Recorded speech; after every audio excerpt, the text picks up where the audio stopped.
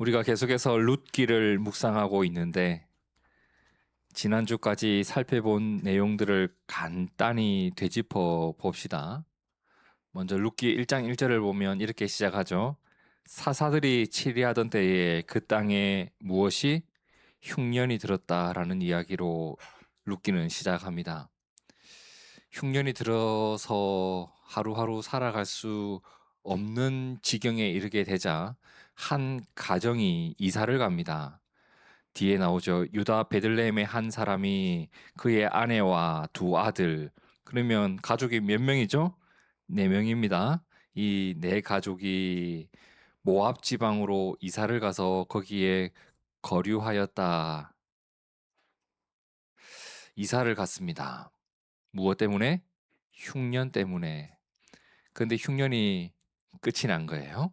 그게 룻기 1장 5절에서 6절에 나오죠. 말론과 기럨 두 사람이 다 죽고 두 아들의 이름입니다. 그 여인은 두 아들과 남편의 뒤에 남았더라. 그 여인이 모압 지방에서 여호와께서 자기 백성을 돌보시사 그들에게 양식을 주셨다. 흉년이 끝났다. 모압 지방에서 살고 있었는데 베들레헴에 드디어 먹을 것이 생기기 시작했다라는 소식은 들었다고 합니다. 흉년은 끝이 났는데 이렇게 모압에서 사는 동안 어떤 일이 있었죠? 남편이 죽고 두 아들이 죽고 그래서 그 여인은 두 아들과 남편의 뒤에 홀로 남게 되었다라고 되어 있습니다. 이런 상황에서 홀로 남게 되었던 나오미가 고향 베들레헴으로 돌아갑니다. 근데 그렇게 고향으로 돌아오는데 함께 따라오는 모압 사람 두 명이 있었다고 합니다. 모압 사람 두 명 누구예요? 모압에서 만났던 두 며느리. 예. 나오미의 두 며느리가 따라오는 거예요. 며느리 둘이 따라오는 것을 보고 나오미는 마음이 너무 아팠다고 합니다. 왜? 해줄 수 있는 게 없으니까. 나를 따라오면 고생할 것이 뻔히 보이니까. 괜히 나 때문에 두 며느리가 고생하는 것 같고 두 며느리가 지금보다 더 행복한 삶을 살아갔으면 좋겠는데 나와 함께 베들레헴으로 가는 것보다 그들이 왔던 모압으로 돌아가는 것이 더 확률적으로 볼 때 너희가 행복하게 살아갈 수 있는 확률이 더 높은데 나와 함께 간다고 해서 내가 너희에게 보장해 줄 수 있는 것이 없는데 그래서 돌아가라고 하죠. 사실 함께 가주면 고마워요. 그죠? 고마운 일이에요. 모든 것을 난 다 잃었는데 남편도 없고 두 아들도 없는데 나를 이해할 수 있고 나와 함께하는 누군가가 있다는 것은 참 고마운 일이에요. 하지만 나오미는 진심으로 그들에게 이런 말을 합니다. 룻기 1장 8절에 나오미가 두 며느리에게 이르되 너희는 각기 너희 어머니의 집으로 돌아가. 너희가 죽은 자들, 내 남편, 내 두 아들에게 나를 선대한 것 같이 우리에게 선대했던 것 같이 이제 하나님이 너희를 잘 돌봐주시기를 나는 원해라고 합니다. 그렇게 말하니까 두 며느리와 함께 이제 웁니다. 길에서 막 울면서 결국 오르바는 떠나가요. 오르바가 잘못한 거 아닙니다. 그죠? 예, 떠나가는 것도 잘한 선택이에요. 그런데 룻이 두 며느리 중에 룻이 어머니에게 이런 말을 했다고 합니다. 16절에 룻이 이르되 내게 어머니를 떠나며 어머니를 따르지 말고 돌아가라 강권하지 마십시오. 어머니께서 가시는 곳에 나도 가고 어머니께서 머무시는 곳에서 나도 머물겠습니다. 어머니의 백성이 나의 백성이 되고 어머니의 하나님이 나의 하나님이 되실 겁니다. 어머님 죽으시는 곳에서 나도 죽어서 거기에 묻히겠습니다. 만일 내가 죽는 일 외에 어머니를 떠난다면 여호와께서 내게 벌을 내리시고 더 내리시기를 원합니다. 그렇게 해서 누가 나오미와 룻이 모압에서 베들레헴으로 돌아오게 된 거예요. 그런데 그때가 마침 어떤 시기였다고 했어요? 예, 보리 추수를 시작하던 때였다고 합니다. 자, 룻기 1장 22절 함께 읽어볼까요? 시작. 나오미가 모압 지방에서 그의 며느리 모압 여인 룻과 함께 돌아왔는데 그들이 보리 추수 시작할 때에 베들레헴에 온 것이 천만다행이었던 거예요. 여러분, 베들레헴으로 돌아온다고 한들 내가 살아갈 길이 있는가?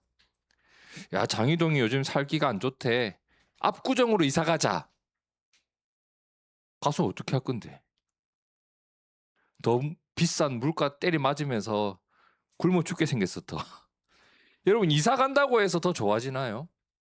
그럼 우리 다 미국으로 이사 갑시다. 다 죽어요. 이사 간다고 해서 살 길이 열리는 게 아니라고요. 그런데 때마침 보리를 추수하던 때였기 때문에 무엇이 생겼냐면 기댈 곳이 생겼어요. 그게 뭐였냐면 하나님 말씀이 있었어요. 하나님이 이스라엘 백성들에게 말씀하신 명령하신 내용이 있었고, 그리고 그 말씀을 기억하고 순종하는 누군가가 있을 것이라고 하는 것을 기억하면서 기댈 곳이 생기는 거예요. 하나님이 이스라엘 백성들에게 주신 명령 가운데 이런 명령이 있죠. 레위기 19장 9절 보시겠어요? 너희가 너희의 땅에서 곡식을 거둘 때에 밭 모퉁이까지 어떻게 해라? 다 거두지 마. 남겨두라는 거예요. 이삭이 떨어져 있다. 이삭을 떨어뜨렸어. 그러면 그걸 어떻게 해요? 다 주어라? 아니, 줍지 말며 내 포도원의 열매를 다 따지 말며 내 포도원에 떨어진 열매도 줍지 말고 가난한 사람과 거류민을 위하여 버려두라. 왜? 그것이 그들에게는 살아갈 수 있는 유일한 의지처가 되기 때문이에요. 그래서 신명기 15장 11절 함께 읽어봅니다. 시작. 땅에는 언제든지 가난한 자가 그치지 아니하겠으므로 내가 내게 명령하여 이르노니 너는 반드시 내 땅 안에 내 형제 중 곤란한 자와 궁핍한 자에게 내 손을 펼지니라. 여러분, 이건 해도 되고 안 해도 되는 내용이 아니에요. 사실 좀 남겨둘 줄 알아야 돼요. 그래서 월급 중에요, 막 이건 여기 쓰고 이건 여기 쓰고 이건 쓰고 다 계획한 거 좋아요. 그런데 이 정도는 흘려다 치자. 그거 좀 남겨놓으세요. 그거 좀 남겨놓고 로운이한테 주워가라고 합시다. 오늘은 로운이가 줍는 날이에요. 로운아, 나하고 같이 이마트 가자. 오늘 로운이 줍는 날이에요. 여러분, 베들레헴으로 돌아왔던 나오미와 룻이 이 말씀에 기댑니다. 당장 모압에서 베들레헴으로 왔는데 두 여인이 뭐하고 어떻게 먹고 살 거예요? 근데 때마침 보리 추수하는 때였고, 그러면 누군가가 이삭을 흘려놓고 갈 텐데, 모퉁이는 남겨뒀을 텐데, 그걸 기억하면서 룻이 이런 말을 해요. 룻기 2장 2절에 모압 여인 룻이 나오미에게 이르되 원하건대 내가 밭으로 가서 내가 누구에게 은혜를 입으면 그를 따라서 이삭을 줍겠나이다. 나오미가 그에게 이르되 내 따라 갈지어다. 이렇게 된 거예요. 여러분, 룻의 효심이 정말 대단해요. 어머니를 생각하고 사랑하는 마음. 사실 룻은 다른 곳에 가서 다른 일 하면서도 자기 혼자는 살아갈 수 있어요. 근데 어머니를 위해서 지금 이삭 주우러 나가는 거예요. 이유가 없는 사랑이었습니다. 그냥 어머니와 함께 살아오면서 그 어머니를 모셔야 되겠다. 어머니를 사랑하는 마음이 생겨났고, 그래서 어머니와 함께 베들레헴으로 와서 막상 와서 보니까 진짜 우리가 너무 힘들어서 이삭을 주어야만 먹고 살아갈 수 있는 현실을 마주했음에도 불구하고, 그 막막한 현실을 그냥 맞았음에도 불구하고 룻은 어머님, 제가 그래도 이건 할 수 있잖아요. 이삭 줍는 거 하고 올게요 라고 하면서 나간 거예요. 내가 밭으로 가서 누구에게 은혜를 입는다면, 누군가가 흘려놓은 것을 주울 수 있다면, 이 말은 무슨 말이에요, 여러분? 내가 밭에 나간다고 해서 무조건 주울 수 있는 게 있다? 아니에요. 보장된 것이 없는 일을 하는 거예요. 밭으로 간다고 해도 수고를 한다고 해도 이게 확실한 무언가가 있는 게 아니에요. 교회도 그렇지 않나요? 개척 한다고 해서 10년을 기도한다고 해서 반드시 뭔가 거두어진다 이런 거 없다고요, 여러분. 하나님 은혜를 입으면 우리가 경험할 수 있는 일이 이런 일이 될 수도 있고 저런 일이 될 수도 있고 뭔가 모르는 일에 자꾸 도전을 하는 거잖아요. 지금 룻도 마찬가지로 밭에 나가서 죽겠다고는 하지만 야, 가! 이러면 할 말 없는 거예요. 먼저 죽고 있던 사람들이 야, 가! 우리 먹을 것도 없어. 다툼이 나면 룻은 할 말이 없어요. 진짜 한 톨도 안 흘리고 다 죽어가는 사람도 있을 거라고. 그러면 어떻게 하겠어? 헛수고가 되잖아요. 그런데 아무것도 하지 않으면 아무 일도 일어나지 않는다고 하잖아요. 룻은 일단 그 일을 하기 위해 밭으로 갑니다. 3절 함께 읽어볼까요? 시작. 룻이 가서 베는 자를 따라 밭에서 이삭을 줍는데 우연히 엘리멜렉의 친족 보아스에게 속한 밭에 이르렀더라. 엘리멜렉이 누구죠? 시아버지, 돌아가신 시아버지, 나오미의 남편. 우연히 계속해서 이삭을 주고 가는 거예요. 여기도 있고 여기도 있고 이렇게 주워 갔어요. 근데 여기까지는 누구네 땅, 여기부터는 누구네 땅. 계속 주우면서 갔는데 이제 룻은 줍다 보니까 어디에 간 거예요? 엘리멜렉 죽은 시아버지의 친족인 형제인 보아스의 밭에 가서 죽고 있게 되었다라고 합니다. 룻은 보아스를 몰라요. 보아스를 본 적이 없어요. 보아스란 존재가 있는 것도 몰랐을 거예요. 근데 줍다 보니 우연히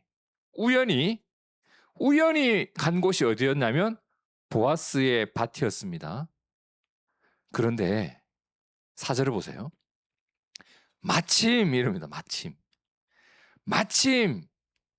자, 지금 누가 보아스의 밭에 가 있었어요?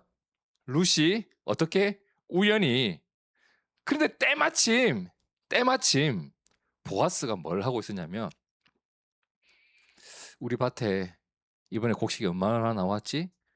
그리고 일하는 사람들 축복해주고 싶은 마음에 밭에 시차를 와 있었던 거예요. 자, 마침 보아스가 베들레헴에서부터 와서 베는 자들에게 이르되 여호와께서 너희와 함께 하시기를 원하노라.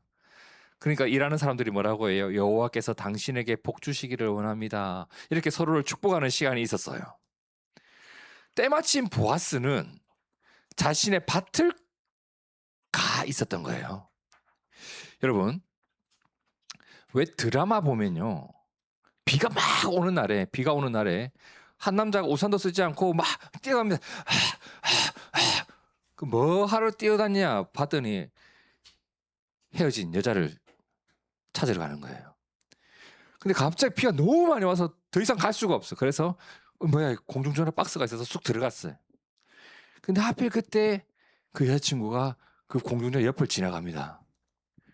그런데 와, 이게 무슨 타이밍이야? 택시가 딱 앞에서 여자가 딱 타고 문을 닫는데 남자가 밖에서 하면서 나가니까 택시는 가고 없어요. 이걸 보면서 우리 속 답답하게 막 보잖아요, 드라마. 으씨, 무슨 타이밍 저렇게 안 맞냐, 병신 같은 것들 이러면서. 그죠? 근데 이 반대의 상황인 거예요. 너무 타이밍 좋게 순조롭게 순탄하게 룻과 보아스가 만남이 이루어져요. 룻은 뭐 하다가 이삭 줍다가 우연히 보아스의 밭에 가 있었고 때마침 보아스는 자신의 밭에서 얼마나 수확을 거두는지 보러 온 거예요. 보아스가 물어봅니다. 쟤 누구야? 5절에 보아스가 베는 자들을 거느린 사환 종에게 물어봅니다. 이는 누구의 소녀냐? 6절 함께 읽어볼까요? 시작. 베는 자를 거느린 사환이 대답하여 이르되 이는 나오미와 함께 모압 지방에서 돌아온 모압 소녀인데 누구예요? 룻이죠. 그의 말이 나로 베는 자를 따라 단 사이에서 이삭을 죽게 해달라고 하였고 아침부터 와서 잠시 집에서 쉰 외에는 지금까지 계속 저렇게 이삭을 죽고 있습니다. 함께 일하던 사람들도 룻을 보면서 감동을 받았던 것 같아요. 아침부터 와서 잠시 쉰 것 외에는 저렇게 열심히 일을 하고 있습니다. 근데 사실 보아스는요, 알고 있었어요. 나오미가 돌아왔대. 그런데 며느리 한 명이 같이 왔대. 그 며느리가 정말 대단하지 않아? 이런 소문을 듣고 보아스는 룻을 들어서 알고 있었어요. 근데 그렇게 들었던 그녀를 지금 본 거예요. 룻을 찾아갑니다. 그리고 뭐라고 하죠? 8절에 보아스가 룻에게 이르되 내 따라 들으라. 이삭을 주우러 다른 밭으로 안 가도 돼. 너 여기서 충분히 주워가. 여기서 떠나지 말고 나의 소녀들과 함께 있으라. 그들이 베는 밭을 보고 그들을 따르라. 내가 그 소년들에게 명령하여 너를 건드리지 말라 했느니라. 너를 괴롭히지 말게 내가 도와줄게. 만일 목이 마르거든 그릇에 가서 소년들이 길어 온 것을 마셔라. 물도 마시면서 일해. 여러분 베들레헴은요 물이 굉장히 귀합니다. 물을 준다는 거는 정말 대단한 걸 주는 거예요. 그냥 저기 생수 있으니까 마셔. 정수기 가서 마셔. 이거 아니에요. 물이 귀한 동네예요. 룻은 궁금했습니다. 왜 나한테 이렇게 잘해주는 걸까? 이삭을 줍는 것만 해도 고마운 일인데 왜 이렇게 잘해줄까? 그래서 물어보죠. 룻기 2장 10절에 룻이 엎드려 얼굴을 땅에 대고 절하며 그에게 이르되 나는 이방 여인입니다. 당신이 어찌하여 내게 은혜를 베푸시며 나를 돌보십니까? 보아스가 뭐라고 해요?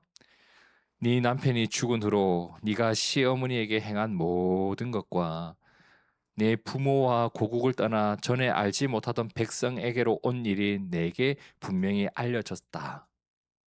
나 이미 너 알고 있어 사실.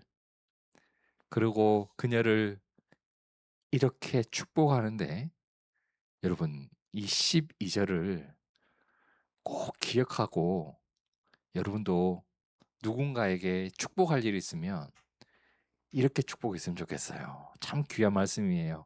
12절 함께 봅니다. 시작. 여호와께서 내가 행한 일에 보답하시기를 원하며 이스라엘의 하나님 여호와께서 그의 날개 아래에 보호를 받으러 온 내게 온전한 상 주시기를 원하노라 하는지라. 보아스가요. 나 너 알고 있어. 너가 여기까지 오게 된 거, 그 나오미가 홀로 된 그 삶을 살아가는 거 깊이 생각했던 거 나 알고 있어. 하나님이 너에게 그 갚아주기를 원해. 그런데 하나님이 갚아주시는데 그 통로로 보아스가 어떤 마음을 먹었냐면 내 밭에서 너 가지고 가고 싶은 만큼 가져가. 이렇게 마음을 열어주는 거예요, 여러분. 누군가를 축복할 때, 잘 되기를 원할 때 그냥 말만 하는 게 아니야. 그죠? 진정으로 그 사람이 살아갈 수 있도록 내가 할 수 있는 일을 하는 거예요, 보아스도. 그리고 여호와께서 그의 날개 아래에 보호를 받으러 온 내게 온전한 상 주시기를 원하노라. 잘 되기를 빌어주는 거예요. 자, 이렇게 우리가 오늘 말씀을 쭉 살펴보면서 이렇게 마음에 새기게 되는 게 몇 가지가 있어요. 첫째는 3절을 다시 한번 읽어봅시다. 시작. 룻이 가서 베는 자를 따라 밭에서 이삭을 줍는데 우연히 엘리멜렉의 친족 보아스에게 속한 밭에 이르렀더라. 우연히 그죠? 정말 우연이에요. 룻은 우연히 거기까지 간 거예요. 줍다 보니까 여기 와 있는 거예요. 그리고 4절에 보니까 마침 보아스도 때마침 그날따라 그 일을 해야 하는 일정이 있었어요. 마침 우연히 룻은 보아스의 밭에 가 있었고 때마침 보아스는 자신의 밭을 돌보고 있었습니다. 그런데 그 우연히 일어난 일 그리고 때마침 계획대로 무언가를 했던 일 힘겹게 하루를 살아내기 위해서 나는 우연히 이삭을 줍고 있었고 거기까지 가 있었고 할 수 있는 일이 없지만 그거라도 해야 하겠다며 은혜를 구하면서 했던 그 일, 여러분 그 일 속에도 뭐가 있어요? 하나님 은혜가 있고 하나님의 섭리가 있고 하나님의 도우심이 있었습니다. 이 둘이 부부가 돼요. 부부가. 성도 여러분, 기적은 홍해 앞에서만 일어나는 게 아니죠. 바다가 갈라지는 것만 기적입니까? 이삭을 주울 수 있는 것도 은혜이고 그것이 내 삶 속에서 이루어질 수 있는 것도 기적이에요. 누가 내 것을 마음껏 내줍니까?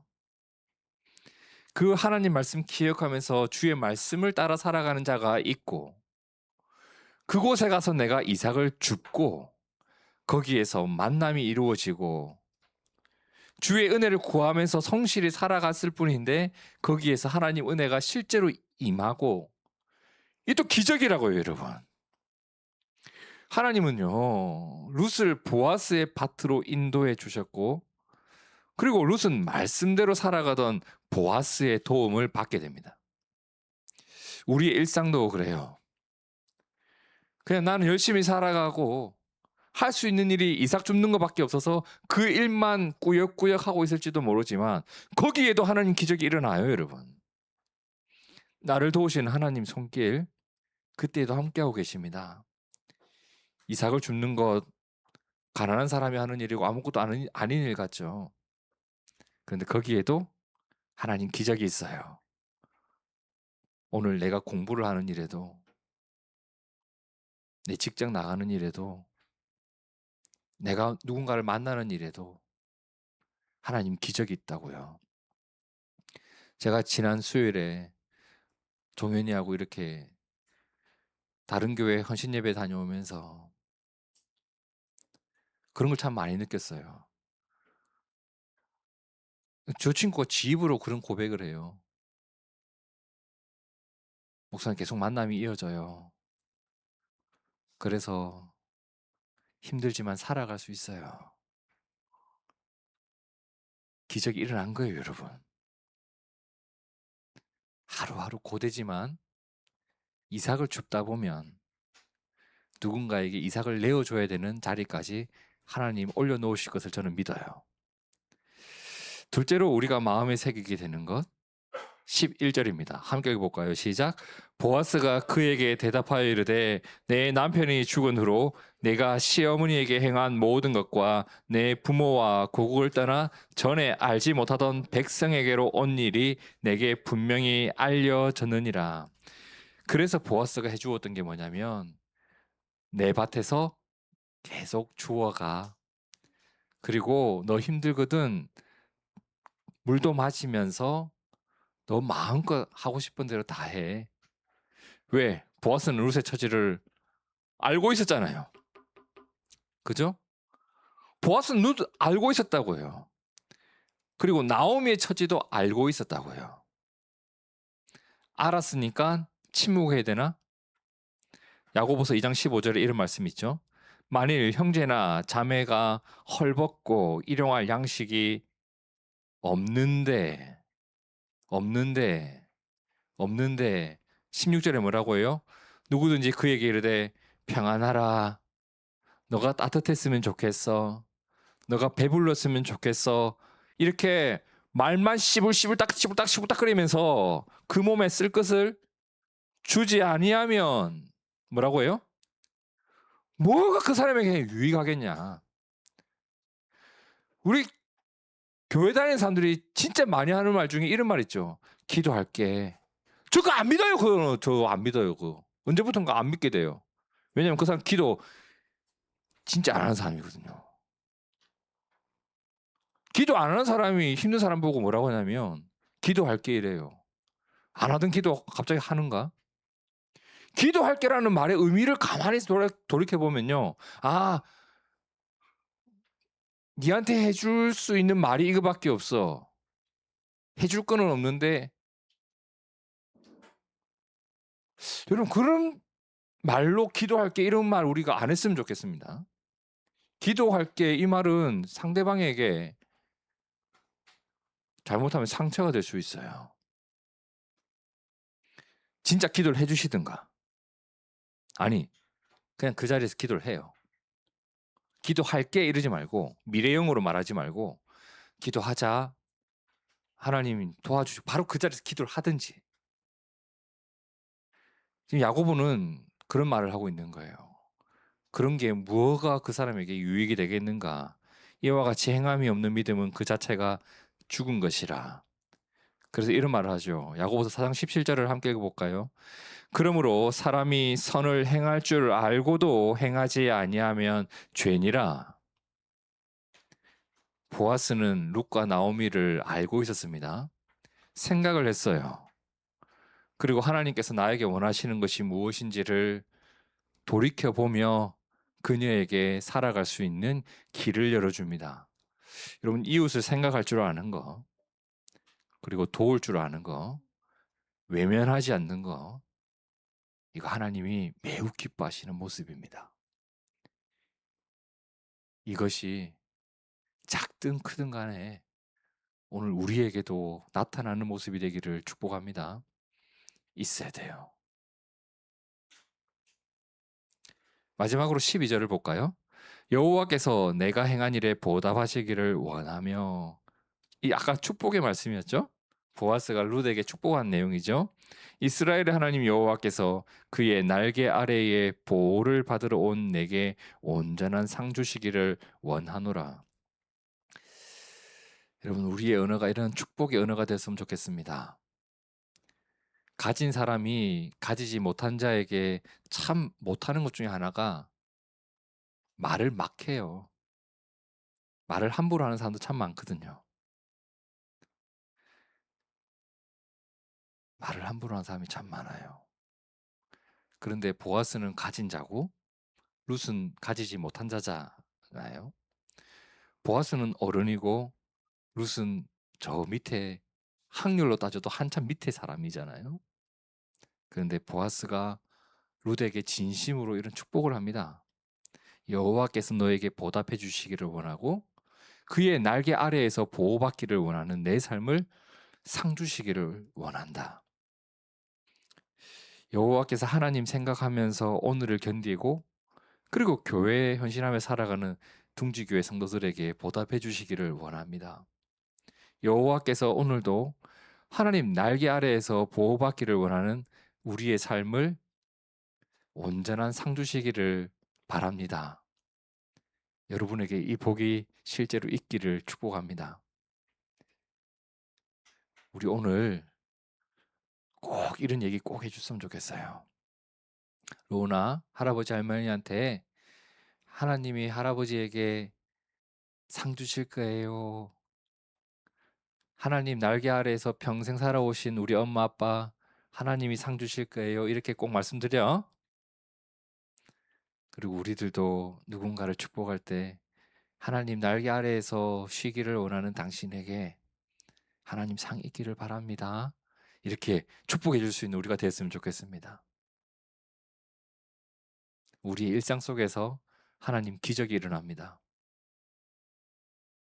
어려운 누군가를 외면하지 않는 삶을 살아간 자, 하나님이 그의 삶을 복주십니다.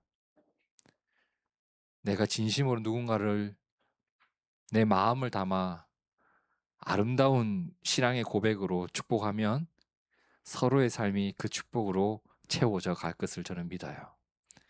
그런 우리 교회, 그런 우리의 삶이 되기를 바라고 기도합니다. 함께 기도하겠습니다. 하나님, 룻이 오늘을 살아갈 수 있었던 것, 주의 말씀 의지하고 주의 말씀대로 살아가는 누군가의 손길을 기대하며 오늘을 열심히 살았던 것, 주님께서 그녀의 믿음과 수고를 외면치 않고 순적하게 보아스의 밭까지 이끌어 가셨던 것을 봅니다. 우리의 삶이 때로는 너무 고단하고 고되고 언제까지 이러한 이삭을 줍는 삶을 살아야 하나 고민될 때도 있지만 그 삶을 주님께서 인도하시면 그 자체가 이미 기적임을 오늘 우리가 보게 됩니다.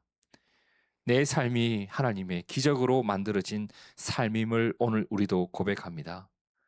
그래서 괴로워도 감사합니다. 끝이 보이지 않지만 주께 감사드립니다. 나와 함께 하시는 주님의 손길 늘 경험하고 기억하며 살아가는 우리 되기를 원합니다. 주님, 우리의 입술과 우리의 삶이 가난한 자를 억압하지 않고 무시하지 않고 그들과 내가 함께 살아가는 자임을 기억하고 나도 가난한 자임을 기억하면서 누군가를 살려내고 누군가와 함께 살아가는 일에 마음을 모을 수 있는 우리가 되기를 원합니다. 교회를 이러한 모습으로 살아가기를 원하셨기에 주님이 우리에게 이 모든 것을 명하신 줄 믿습니다. 우리 교회가 오늘 주의 말씀과 같이 그러한 교회가 되어지고 그러한 삶을 살아가는 우리 성도들의 삶이 되기를 다시 한번 간절히 구하며 예수님 이름으로 기도드립니다. 아멘, 아멘, 아멘.